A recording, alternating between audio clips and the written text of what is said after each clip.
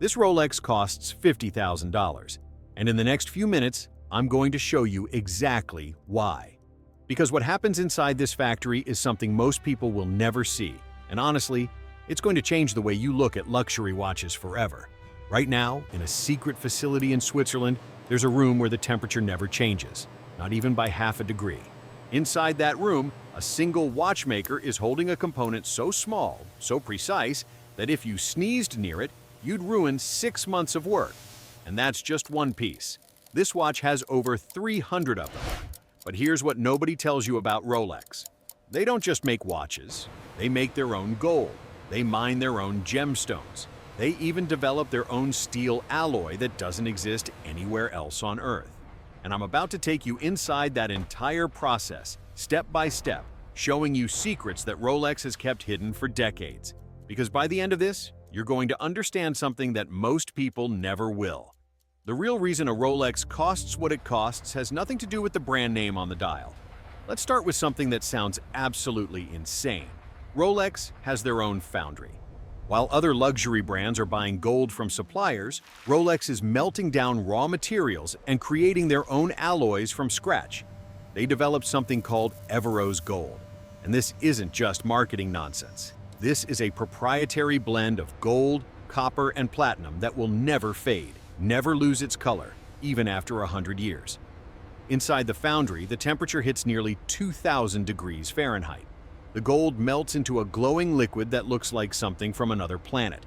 But here's where it gets interesting. The ratio of metals in this alloy is a guarded secret. Rolex employs metallurgists, actual scientists with PhDs, whose only job is perfecting these formulas. They're not watchmakers, they're chemists. And they work in a lab that looks more like a pharmaceutical facility than anything you'd associate with luxury watches. Once the gold is mixed to exact specifications, it gets poured into molds.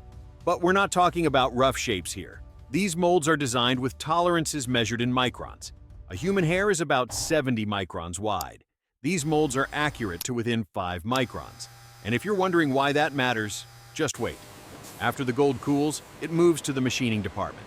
And this is where things start getting weird. Rolex uses CNC machines that cost more than most people's houses. These machines are so precise that they can cut patterns into metal that you literally cannot see with the naked eye. The person operating this machine isn't just pushing buttons. They're programming complex sequences that might take weeks to perfect for a single component.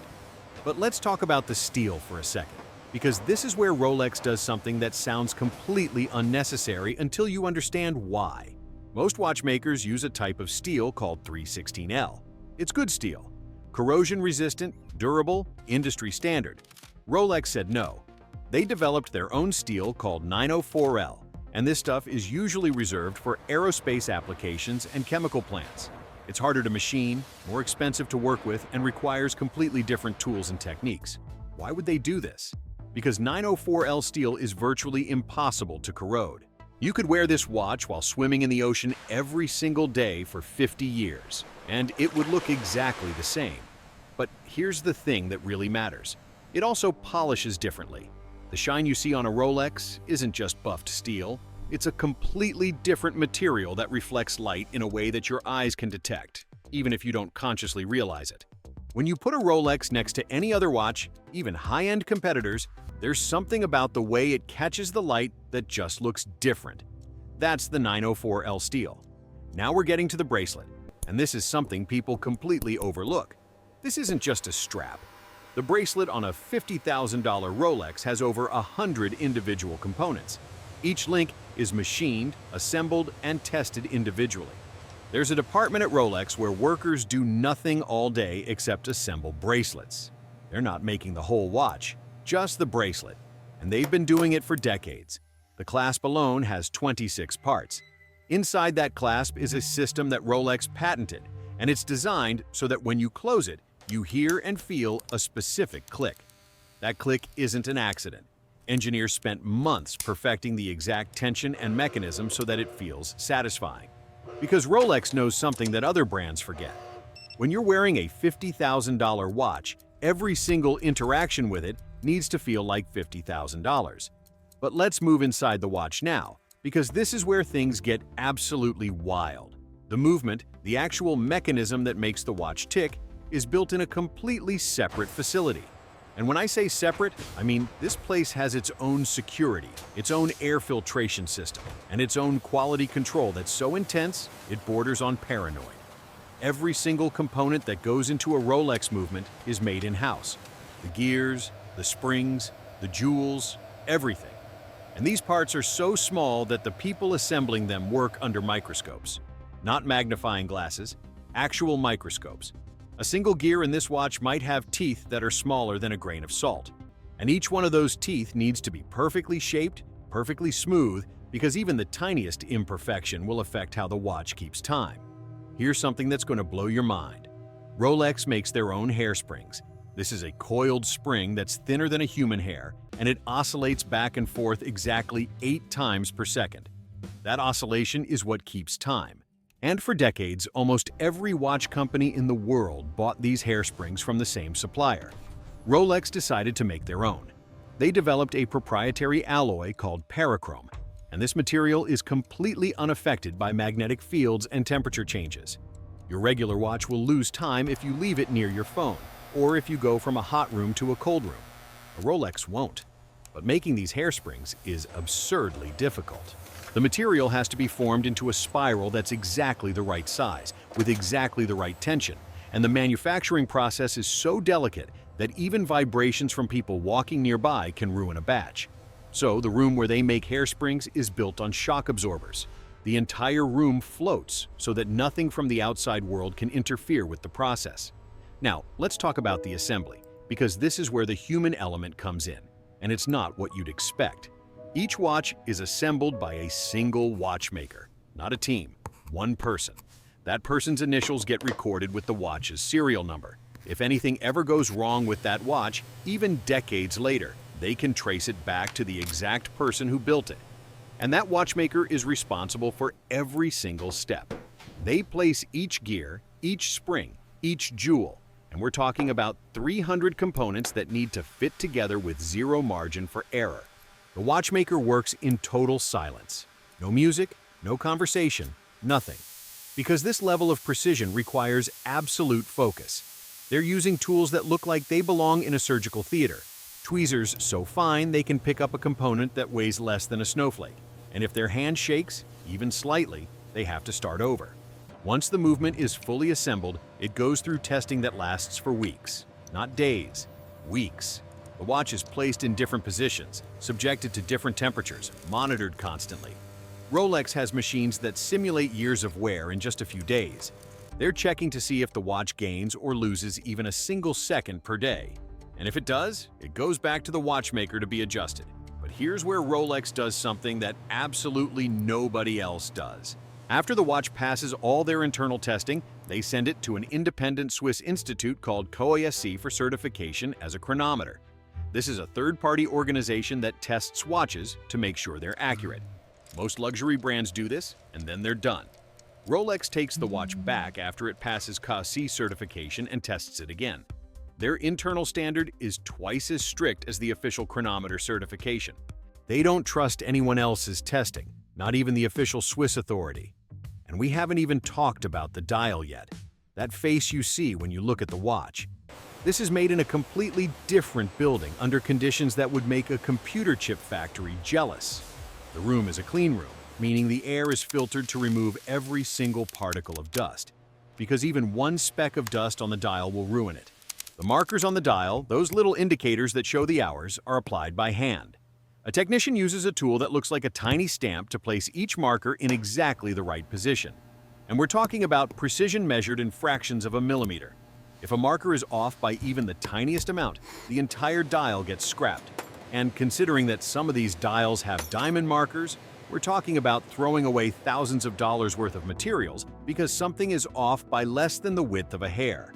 The printing on the dial is done with a technique that Rolex developed themselves. The letters are so crisp, so perfect, that if you look at them under magnification, the edges are sharper than anything you'd see on a printed page. This isn't ink. This isn't paint. It's a specialized process that bonds the lettering to the dial at a molecular level, so it will never fade, never chip, never wear away.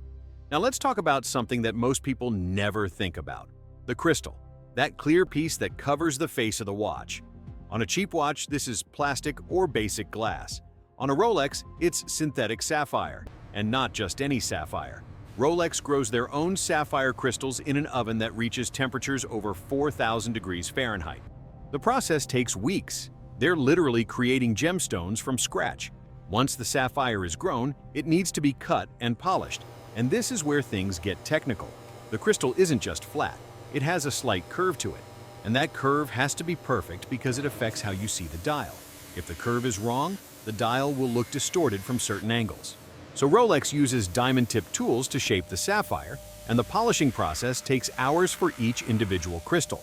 They're polishing a gemstone to optical precision standards. But here's something even crazier. Rolex applies an anti-reflective coating to the underside of the crystal. This coating is applied in a vacuum chamber using a process called vapor deposition. Essentially, they're putting the crystal in a chamber, removing all the air, and then vaporizing metals that bond to the sapphire at an atomic level. This coating is exactly 99 nanometers thick. A nanometer is 1/1000th of a meter, and if that coating is off by even a few nanometers, it won't work properly. Why go through all this trouble? Because when you look at the dial of a Rolex, you don't see glare, you don't see reflections.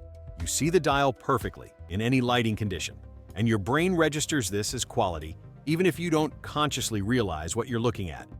Now we need to talk about the bezel, that rotating ring around the edge of the watch face. On a dive watch, this is functional. You use it to track elapsed time underwater. But on a Rolex, even this functional component is over-engineered to an insane degree. The bezel clicks as it rotates, and each click represents exactly 1 minute. There are 60 clicks, and each one of those clicks has to feel identical. Same resistance, same sound, same tactile feedback. Inside the bezel is a spring system that creates those clicks. Rolex engineers spent years perfecting this mechanism. They tested different spring tensions, different materials, different tooth profiles on the gears, all so that when you rotate that bezel, it feels exactly right. And that feeling is something your brain interprets as precision and quality, even though you're just turning a ring. Some Rolex models have a ceramic bezel, and this is where things get truly extreme. Ceramic is incredibly hard, which makes it scratch-resistant. But it's also incredibly difficult to work with. You can't machine ceramic the way you machine metal. Rolex had to develop entirely new manufacturing processes just to make ceramic bezels. They start with a powder that gets compressed and then sintered in an oven at extreme temperatures. The ceramic shrinks during this process, and Rolex has to account for that shrinkage with mathematical precision. If they get it wrong, the bezel won't fit the watch. But the real challenge is adding the numbers and markers to the ceramic bezel. These aren't printed. They're engraved into the ceramic and then filled with platinum or gold. The engraving has to be done with lasers because ceramic is too hard for traditional tools. And filling those engravings with precious metal requires heating the entire bezel to precise temperatures so the metal flows into the grooves without creating air bubbles or gaps. Let's shift gears and talk about testing, because Rolex doesn't just test their watches, they torture them. There's a facility where watches are subjected to conditions that no human would ever experience. They're frozen, heated, pressurized, shaken, dropped, submerged, and exposed to magnetic fields that would erase your credit cards. And they have to keep working perfectly through all of it. The water resistance testing is particularly intense. A $50,000 Rolex dive watch is rated to 300 meters, which is about 1,000 feet. But Rolex doesn't just dunk it in water and call it good. They put the watch in a pressure chamber and simulate depths far beyond the rated limit. They're testing to destruction to find the exact point where the watch would fail. And then they make sure that point is so far beyond the rated depth that there's zero chance of failure in real-world conditions. There's also something called the rate testing, where they monitor how accurately the watch keeps time. Remember, a mechanical watch isn't perfect. It will gain or lose a few seconds per day. But a Rolex chronometer is required to stay within -2 to +2 seconds per day. And Rolex tests this over weeks, in different positions, at different temperatures.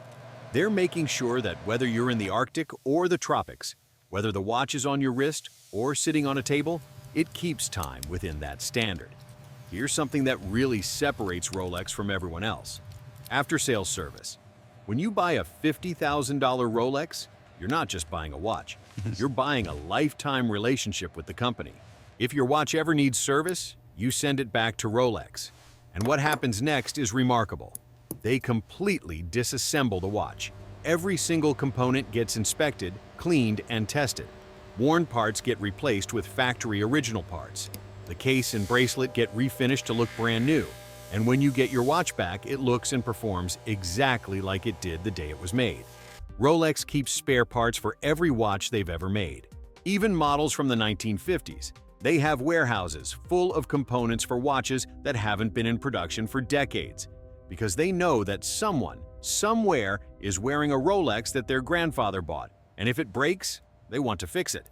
This is the part that people don't understand when they see the price tag. You're not paying for a watch that lasts 5 years.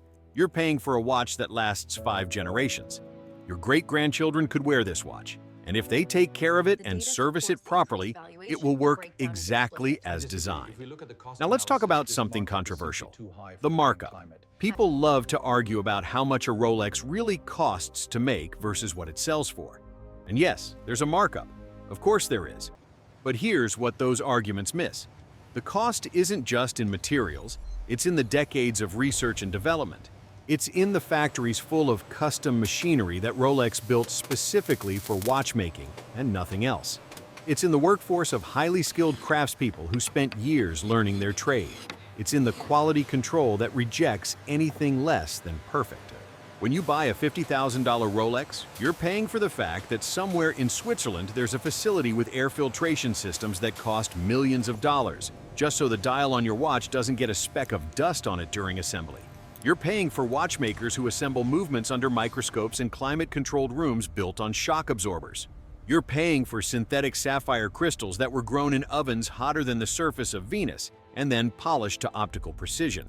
But here's the thing that really matters: value. Because a Rolex doesn't just hold its value. Many models appreciate. You can buy a Rolex today, wear it for 10 years, and sell it for more than you paid. Try doing that with literally any other consumer product. Your car loses value the second you drive it off the lot. Your phone is worthless in 3 years. But a well-maintained Rolex can be an investment. And that's because Rolex controls their production. They don't flood the market. They make exactly as many watches as they can make to their standards, and not one more. There are models with waiting lists that are years long. Authorized dealers have customers who've been waiting half a decade for certain models.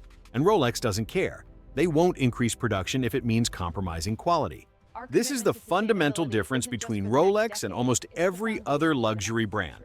Rolex could make more watches. They could absolutely increase production and make more profit in the short term. But they won't, because they're not building a business for the next quarter or the next year. They're building for the next century. Every decision they make, from developing their own steel alloy to growing their own sapphire crystals, is about ensuring that 100 years from now, Rolex watches are still the standard for precision and quality. And when you understand that, when you really grasp the level of obsession that goes into every single component, the price starts to make sense. So that's how a $50,000 Rolex is really made. It's not magic. It's not just marketing. It's metallurgy, engineering, craftsmanship, and an almost unreasonable commitment to perfection. Every single aspect of these watches is optimized for longevity, precision, and quality. And yeah, you're paying a premium for that. But you're also getting something that might outlive you, and that's worth considering.